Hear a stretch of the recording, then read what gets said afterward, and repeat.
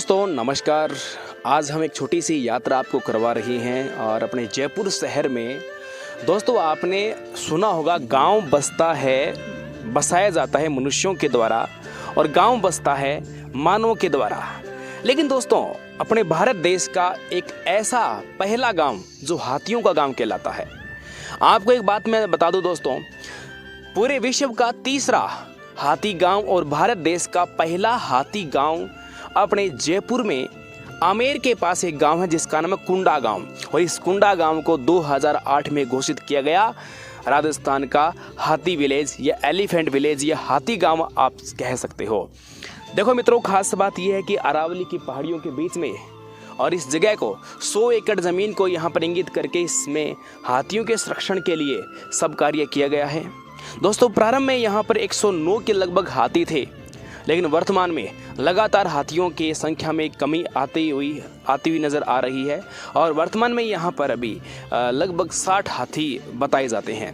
जैसा कि अभी आप सब देख रहे हो, यहाँ पर जो आपको टीन से बने हुए छप्पर नज़र आएंगे, यहाँ प्रत्येक टीन के छप्पर में हाथी बंधे हुए, हाथी और हाथनी और इनके बच्चे आपको यहाँ पर नज़र आएंगे।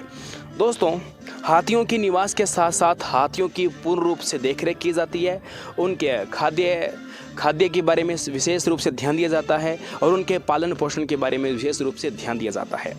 एक रीज़न और है यहाँ पर हाथी गांव इसे बसाने के कारण और है, स्वतंत्रता प्राप्ति के बाद जैसे देश आज़ाद हुआ तो जितनी भी धरोहर थी, हमारी स्थापत्य कला थी, बराबर में यहाँ से मात्र 3 किलोमीटर दूर एक फोर्ट पड़ता है जिसका नाम है आमेर।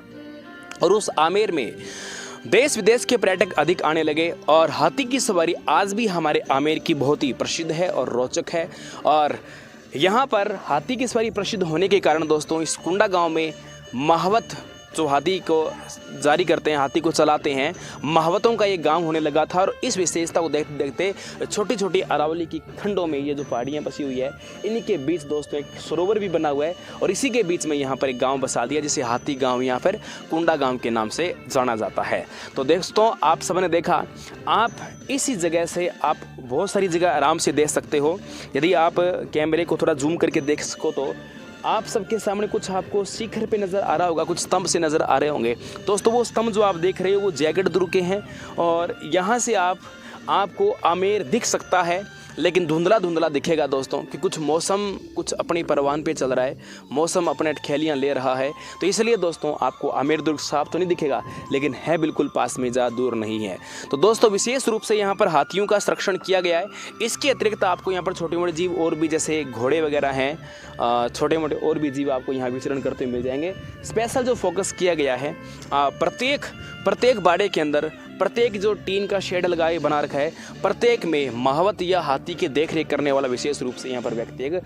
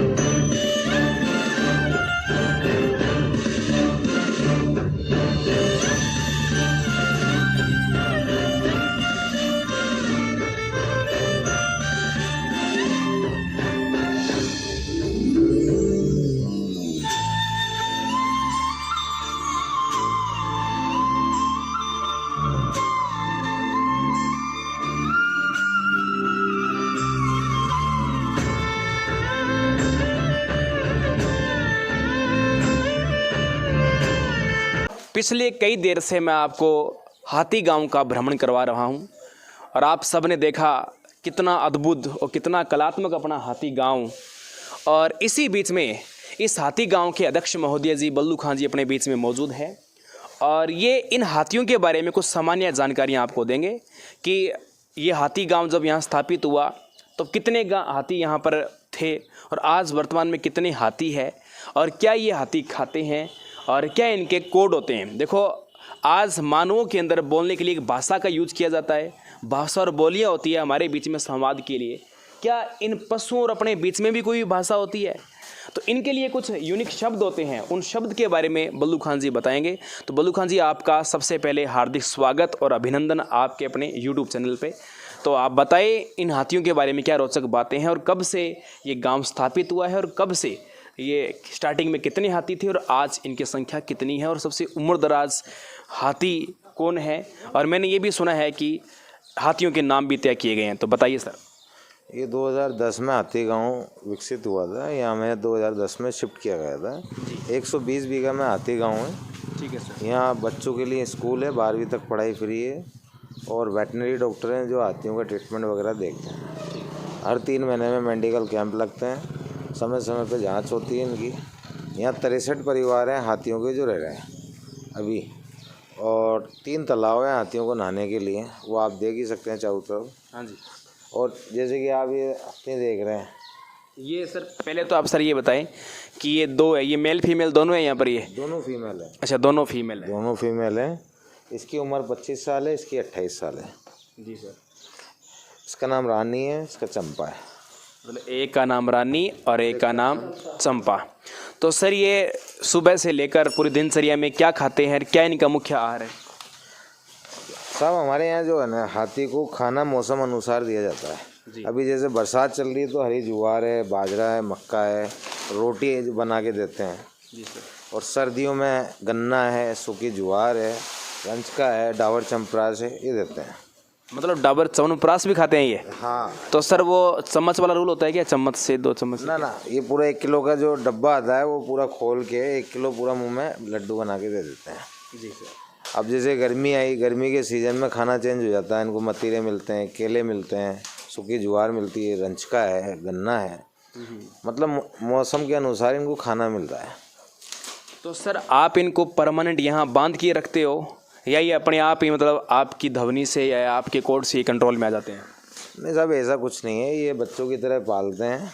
हमारे छोटे छोटे बच्चे हैं, इनके साथ में खेलते हैं, पहली चीज़। और आप इसको तालाब में छोड़ आओ, इसकी जब नहाने की इच्छा हो जाएगी पूरी तो ये सीधा अपने घर पे आ जाएगा। इतना समझदार है। मतलब आपने इतने ब्लॉक बना रखे हैं और इसे अपने घर के ही पहचान है?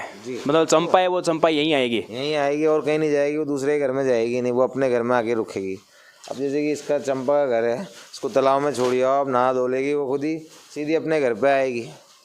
तो ये जानवर तो ऐसा बहुत समझदार है, इनको समझाने की ज़रूरत नहीं है सर। इंसानों में रहने वाला जानवर है। जी जी। तो सर जी एक बात और बताइए, जैसे इन सब को कंट्रोल करने के लिए आप खड़े हो, मतलब कोई भी विदेशी पर्यटक या देसी पर्यटक देखने आ रहा है तो भीड़ वाले इलाके में आप जैसा कहो तो ये वैसा मान लेते हैं? बिल्कुल। और पहली बात साहब जो है, हाथी एक ऐसा जानवर है, इसको आप दबाव बना ही नहीं सकते। 3.5 टन का जानवर है। 3.5 टन? 3.5 टन वजन है इसमें। क्या है इंसान में? 40 किलो वजन, 50 किलो वजन है इंसान का, कुछ नहीं है इसके लिए। पर ये तो बहुत समझदार जानवर है। आप जाओगे, इसको खाना खिलाओगे, प्यार करोगे तो ये आपसे भी इसका लगाव के जानवर जो है दिल से लगाव करता है। जी सर। तो सर कुछ शब्दों के बारे में बताओगे कि जैसे इनको पानी पिलाते हैं, इनको आगे पीछे करने के लिए कुछ शब्द यूज किए जाते हैं, वो कौन कौन से हैं?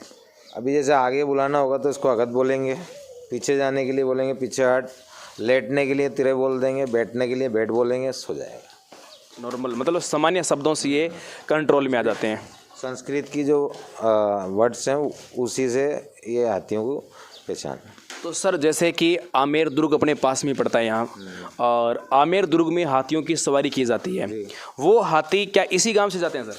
बिल्कुल, हाथी गांव से सारे हाथी आमेर फोर्ट पर जाते हैं राइड करने। उसके बाद राइड सुबह 8 से 11 तक रहती है। 11 बजे बाद वो अपने घर में आ जाते हैं। यहाँ फिर उनको खिलाना पिलाना जो दिनचर्या है वो स्टार्ट हो जाती है यहाँ। जी सर। इस तरह से इनका सारा सिस्टम बना हुआ है। तो सर आपने ये जानकारी दी, आपका बहुत बहुत धन्यवाद। तो सर आप हमारे दर्शकों से क्या चाहते हैं, इन हाथियों को लेकर, इन जीवों को लेकर कोई संदेश देना चाहते हो तो सर आप बता सकते हो। अब मैं तो लोगों से अपील यही करूँगा, हाथी गांव आओ, हाथी गांव के बारे में जानकारी लो। हम लोग कैसे रखते हैं, अपने परिवार की तरह रखते हैं हाथियों को। आप भी आओ, समय निकालो, जानवरों से प्यार करो, लोगों को बढ़ावा दो हाथी गांव को, क्योंकि हिंदुस्तान का पहला हाथी गांव है जयपुर में, और कहीं नहीं है। तो सर ने देखो एक ही आपसे संदेश मांगा है कि हाथियों को बढ़ावा दीजिए। मतलब इनका कहने का भावार्थ यही है, जीव प्रेमी हैं, जीवों से बहुत लगाव रखते हैं, कि हाथियों को बढ़ावा दीजिए। जैसा कि आप सबको पता है कि पूर्वी भारत में असोम राज्य हाथियों में अग्रणी है, लेकिन उसके बावजूद भी राजस्थान के इस कुंडा गांव के अंदर हाथी गांव को घोषित किया गया। ये भी हमारे राजस्थान के लिए एक गौरव की बात है। राजस्थान शुरू से गौरव था, जो आज भी हमारे लिए गौरव ही है। तो सर के इस मैसेज को आप ज़रूर फॉलो करें। तो सभी दर्शकों को बहुत बहुत धन्यवाद।